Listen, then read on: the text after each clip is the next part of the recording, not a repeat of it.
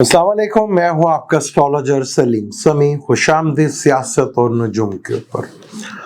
आपने देख लिया ये जंग इसराइल और ईरान के दरमियान 4 दिन हो गए, जंग चल रही। मुझे दुनिया में कोई ऐसा कंट्री दिखा दे जिसके साइंटिस्ट मर जाए, मेन बड़ी क़यादत मर जाए और वो फिर अटैक करे। दुनिया में कोई एक कंट्री मुझे दिखा दे कोई ऐसा हो। ये अजमेर के हिस्से में आई कि उन्होंने इसराइल को ढेर बना दिया, गाजा बना दिया। तो आज तक इसराइल तो अरबों से लड़ता रहा। 6 डे वॉर के बारे में भी आपको पता होगा, जो अरब सारे के सारे अरब हारे थे।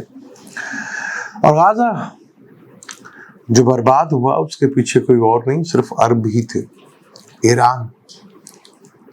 अब आपके सामने कौन लोग थे जो इसराइल को थर्ड, जो कहते थे कि ये थर्ड टेंपल बना लेगा और ये दुनिया की सब ये जो है ग्रेटर इसराइल बन जाए। कौन लोग थे ये? इनमें सबसे ज्यादा प्रमोट करने वाले मुसलमान ही थे। इसकी प्रमोशन में सबसे ज्यादा हिस्सा मुसलमानों का ही था। कभी आपने सोचा कि इसको इतना प्रमोट हवा बना के रखा हुआ था इसराइल को? ये कौन थे लोग जो ग्रेटर इसराइल की बात करते थे, जो इसराइल को हवा बनाते थे? मुस्लिम थे सारे। उठा के देखने उनके चैनल्स, ग्रेटर इसराइल बन रहा है, ये हो रहा है, वो हो रहा है। इसराइल तो खुद किसी के सहारे पे खड़ा होता है। मैंने क्या कहा था कि ये हमेशा इन्हें दोबारा ताकत मिली किसी के सहारे। अब पहली दफा घर पे जब जंग आई, जब घर पे तबाही आई, उन्होंने तो कभी जंग देखी ही नहीं थी। अरबों को उन्हें पता था कि उनकी औकात कोई नहीं।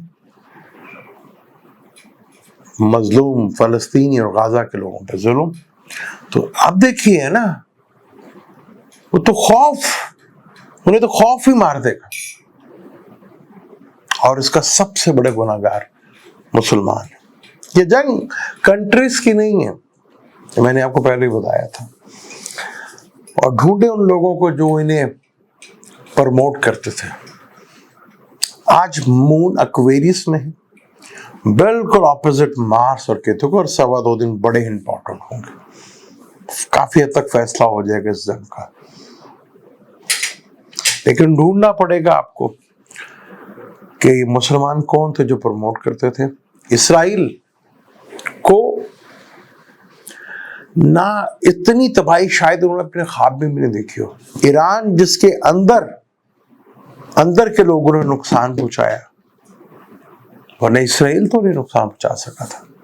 अंदर गद्दार और उनकी नो डाउट इसमें इसराइल के एजेंसी का बहुत बड़ा हाथ। वो तो कूट कूट के भरी पड़ी है मुसलमानों के अंदर, क्योंकि कैरेक्टर ही ऐसा है हमारा, गद्दारी। अंदर से ज्यादा नुकसान हुआ ना, इसराइल ने इतना नुकसान नहीं पहुंचाया, ईरान ने नुकसान ज्यादा पहुंचाया। ईरान को नुकसान ईरान से हुआ है, अंदर से बैठे हुए गद्दारों से, तो सबसे हुआ है। खैर वो तो वही जगह। लेकिन इसराइल ने तो जंग कभी देखी नहीं, ना उनकी आवाम ने। दुनिया का फितना नेतन्याहू, और वो कह रहा है कि जी हम अभी जंग में शामिल नहीं है। वो मजाइल पे बैठ के आके जंग में शामिल होगा ट्रंप? कैसे हो गए भाई? राफेल का सिस्टम उड़ गया, तुम्हारे जहाजों का सारा सिस्टम उड़ गया, डिफेंस सिस्टम तुम्हारा तरह उड़ गया। आज तक हिस्ट्री में कभी ऐसा हुआ है कि इसराइल हो या नेटो या ईसाई मुल्क हो, आपस में अकेला अकेला कभी लड़ा हो? कभी हिस्ट्री में ऐसे हुआ आज तक? हुआ ही नहीं कभी। तो अब भी वो अकेला। हाँ, चीन है, रशिया है, अंदर दबे कुछ मुस्लिम कंट्री भी है वो। साइबर अटैक हो सकता है, ये आपको बता दूं, और वो बहुत बड़ा लॉस होगा। साइबर में कौन आगे मुझे बताने की जरूरत नहीं है, मदद तो आई जाती है ना। लेकिन पकड़ना पड़ेगा आपको उन लोगों को जिन्होंने हवा बनाया हुआ था इसराइल को, जिन्होंने थर्ड टेंपल ये कर देगा, वो कर देगा। वो अरबों के लिए कर सकता था, अरब भी है ना।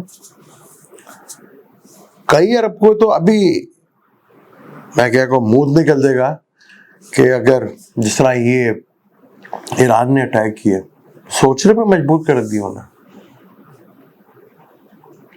اگر جنگ کے حالات ایران کی فیور میں گئے تو آپ کے بہت سے لوگ کہ منہ نکلنا شروع ہو جائیں گے. یہ جنگ، یہ 2 دن کافی انٹرسٹنگ ہے، کافی مشکل ٹائم ہے. انسانیت کا قتل ہو رہا ہے، لیکن پہلی دفعہ اسرائیل غازہ بنا، ایک اجمی کے تھرو، عربیوں کے تھرو نہیں. اب یہ جو مقام ملنا ہے عربیوں کو تھوڑی ملنا ہے، اجمیوں کے ہاتھ نہیں آئے گا.